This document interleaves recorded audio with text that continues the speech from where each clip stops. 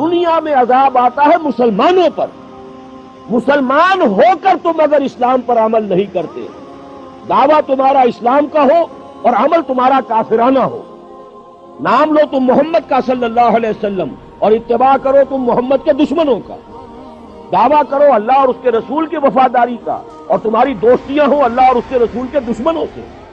تم کہو اللہ اور اس کے رسول کے احکام کو ہم مانتے ہیں اور سودی کاروبار کر کے اللہ اور اس کے رسول کے خلاف اعلان جنگ کیے رکھو. اصل عذاب دنیا میں مسلمانوں پر آتا ہے، جیسے کہ پہلے یہودیوں پر آیا، اس لیے کہ ہم سے پہلے کی مسلمان امت وہی تھی. جب تک حضور صلی اللہ علیہ وسلم کی بعثت نہیں ہوئی وہی امت تھی. موسیٰ کے ماننے والے، تورات کے ماننے والے یہودی، یہ امت مسلمہ تھی. لیکن ان پر کیسے کیسے عذاب آئے.